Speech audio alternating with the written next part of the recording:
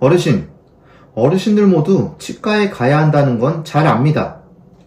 충치 때문에 뒷목까지 뻐근할 정도로 아프고 스케일링 받을 때 됐다는 것도 압니다.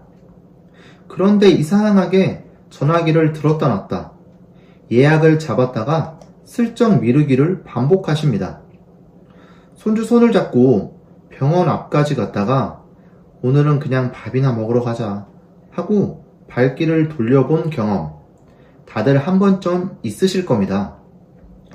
임플란트 상담을 받으러 오라는 안내 문자를 받고도 벌써 몇 년째 답장을 미루고 계신 분도 있을 거고요. 그런데 한번 곰곰이 생각해 보시겠어요? 정말 아픈 게 무서워서 미루시는 걸까요? 아니면 그 마취 주사 바늘이 눈앞에 아른거려서 미루시는 걸까요? 많은 분들이 후자입니다. 치료 자체보다 그 주사 한 방이 넘어야 할 산처럼 크게 느껴지시는 겁니다. 자녀분들은 답답해 하십니다. 요즘 세상에 마취가 얼마나 좋아졌는데 아직도 그러세요 하고 핀잔을 주기도 합니다. 틀린 말은 아닙니다. 그런데 정작 얼마나 어떻게 좋아졌는지 자세히 설명해 주는 사람은 별로 없습니다. 그러다 보니 좋아졌다더라 라는 말만 둥둥 떠다니고 정작 치과 의자에 앉으면 여전히 예전 그 기억이 먼저 떠오르는 겁니다. 그래서 오늘은 이 이야기를 해드리려고 합니다. 요즘 텔레비전이나 자식들 통해서 요새는 치과 주사 없이 마취한다더라 하는 이야기 한 번쯤 들어보셨을 겁니다. 반갑고 솔깃한 이야기죠.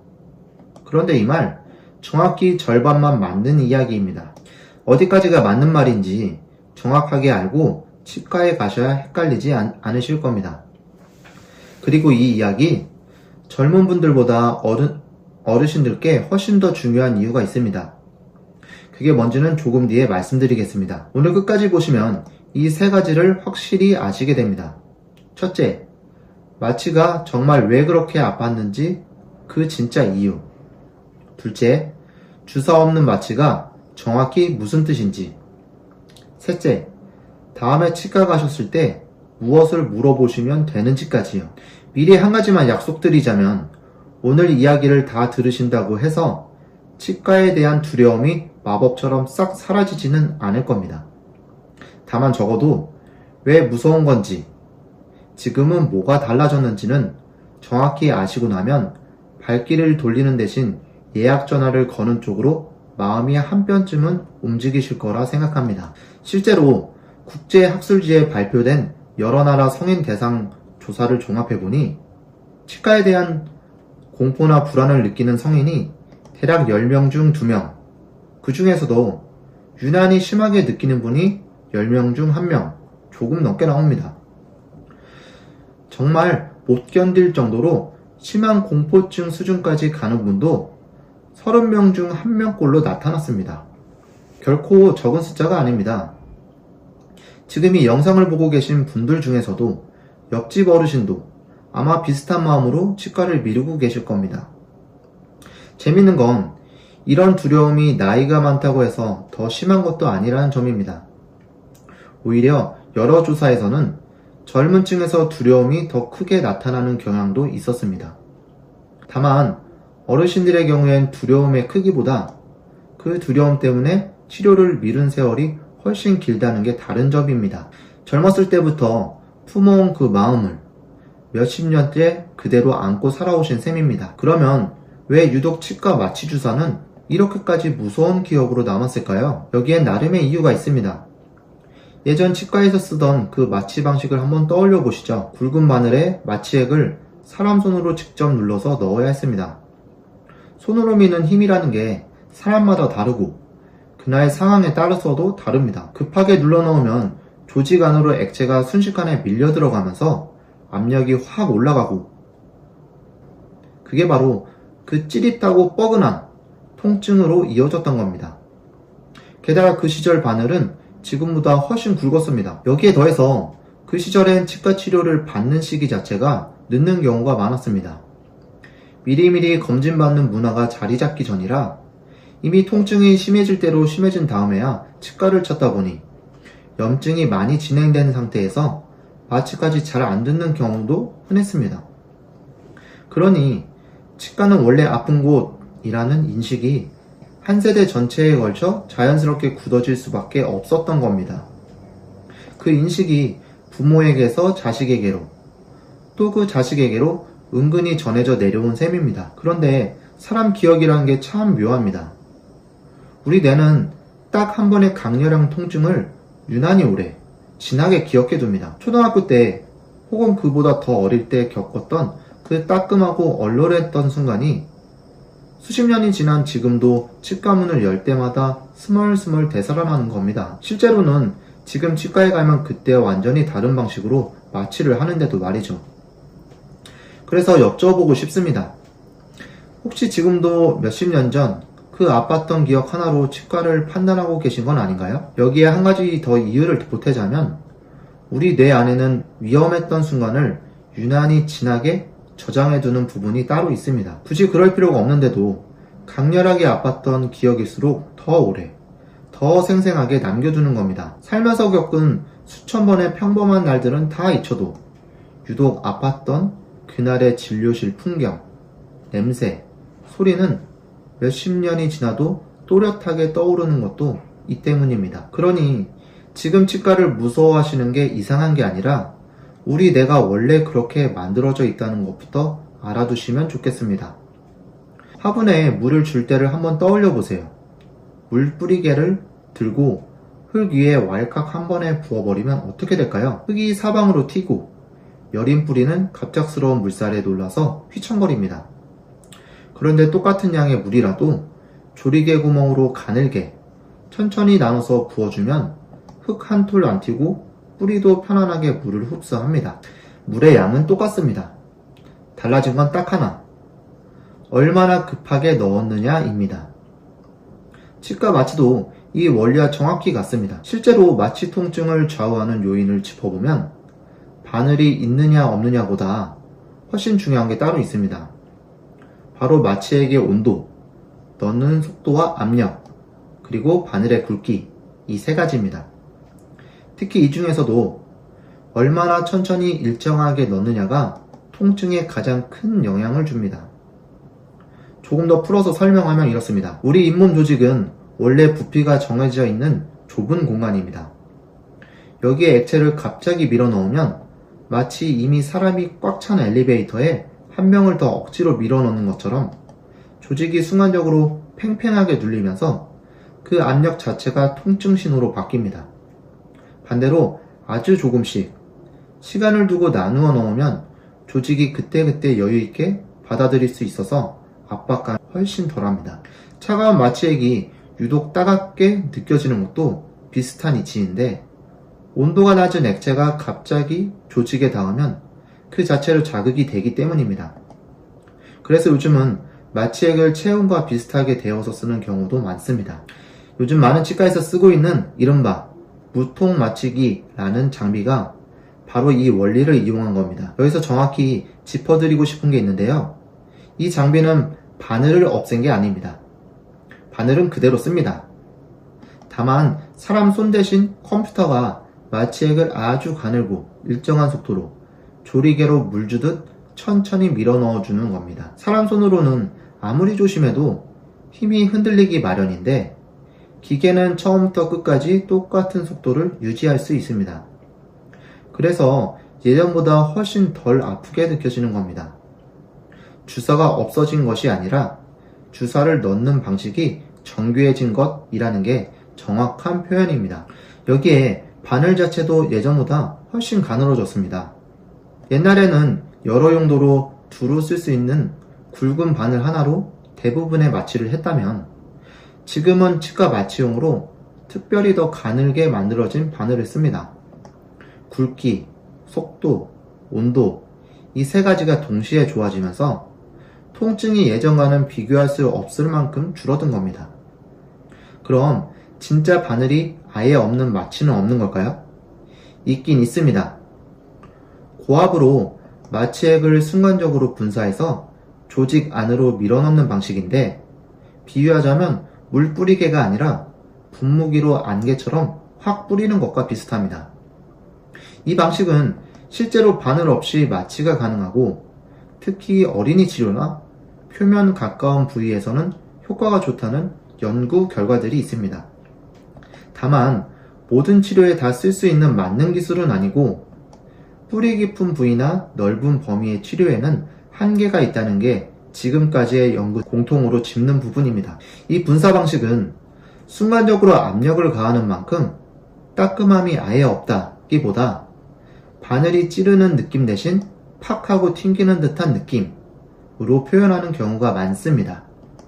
그러니까 이것도 완전히 무감각한 마법 같은 기술이라기보다는 바늘 공포증이 특히 심하신 분이나 짧고 얕은 시술이 필요한 경우에 선택할 수 있는 또 하나의 방법이라고 이해하시는 게 정확합니다. 실제로 어떤 방식이 내 치료에 적합한지는 치료 부위와 범위에 따라 치과 의사 선생님이 판단하실 부분이지 환자가 먼저 이걸로 해주세요 하고 무조건 정할 수 있는 문제는 아닙니다.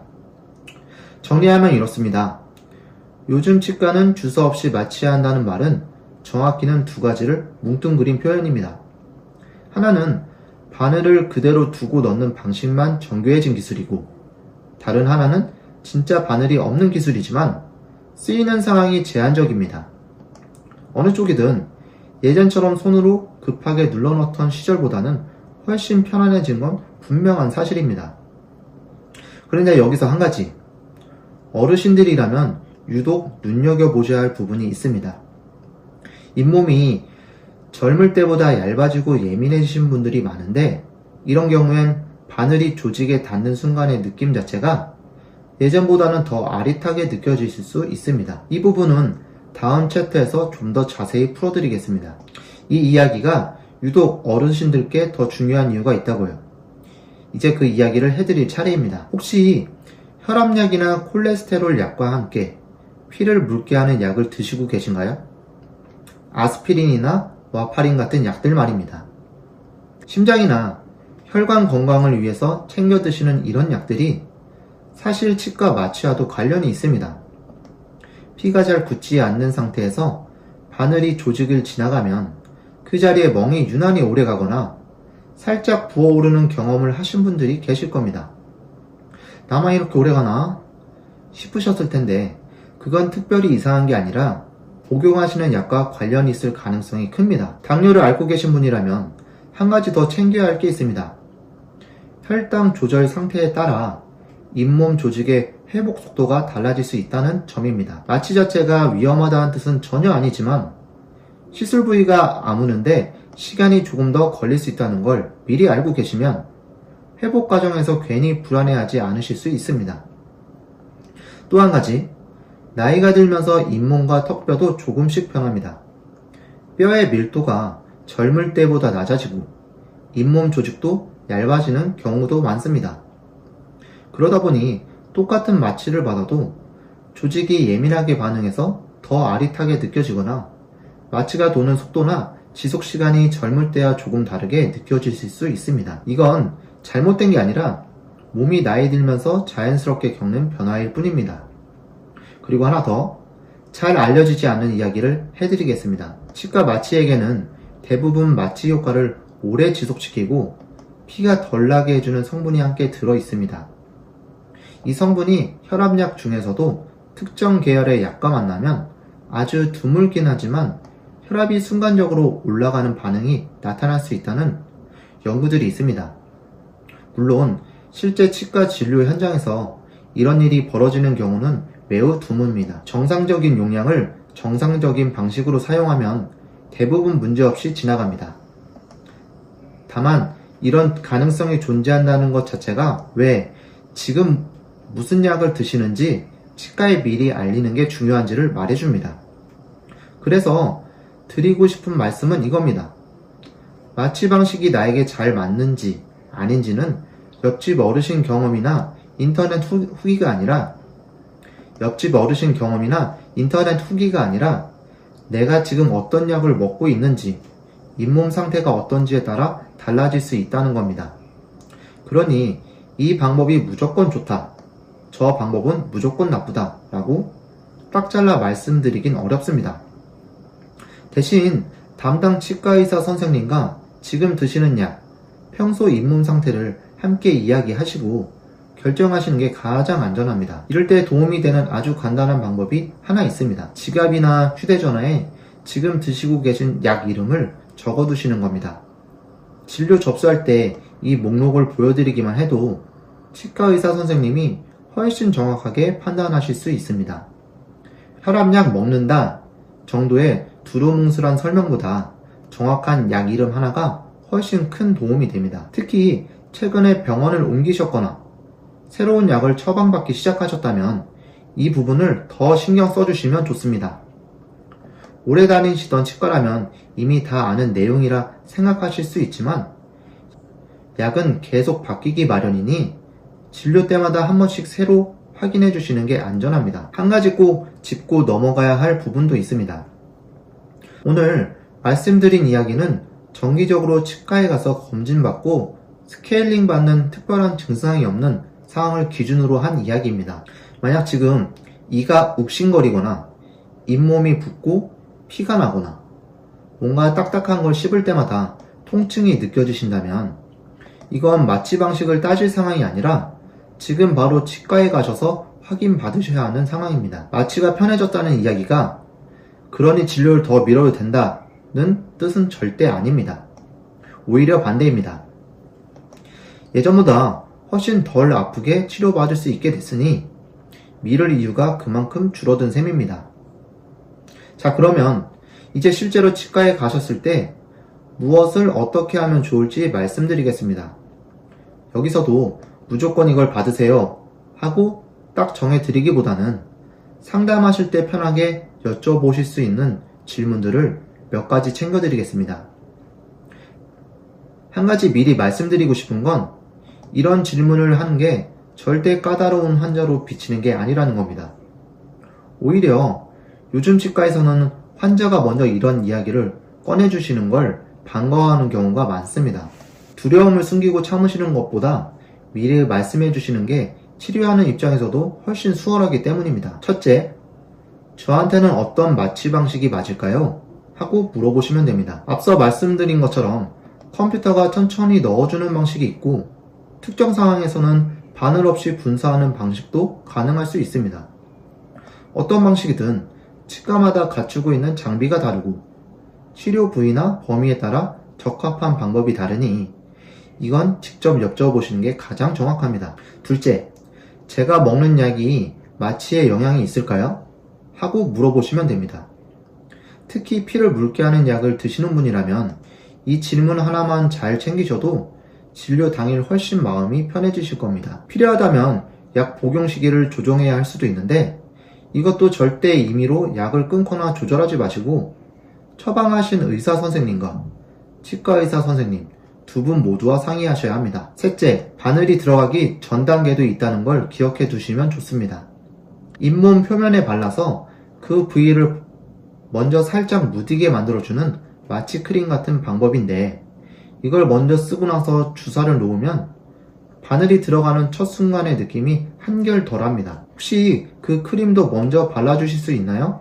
하고 여쭤보시는 것만으로도 도움이 될 수 있습니다. 넷째, 만약 오늘 말씀드린 방법들로도 마음이 잘 놓이지 않을 만큼 두려움이 크신 분이라면 이것도 부끄러워하실 일이 아닙니다. 편안하게 잠들듯 진료받는 진정치료나 숨쉬듯 들이마시면 긴장이 풀리는 웃음가스 같은 방법도 있습니다. 이런 방법은 아무 병원에서나 되는 게 아니라 갖춘 곳이 따로 있으니 두려움이 유독 크시다면 미리 전화로 이런 방법도 가능한가요? 하고 여쭤보고 예약하시면 됩니다. 이렇게 4가지 질문만 챙기셔도 예전처럼 마냥 눈 딱 감고 견디는 게 아니라 나에게 맞는 방법을 찾아가는 진료가 될 수 있습니다. 사실 돌이켜보면 재미있는 일입니다. 우리가 그렇게 무서워했던 그 주사 한 방이 이제는 조리개로 물 주듯 살살 들어가는 시대가 된 겁니다. 옛날 그 시절 굵은 바늘로 손수 힘주어 누르던 기억을 갖고 계신 분이라면 요즘 치과에 한번 가보시고 이게 다야?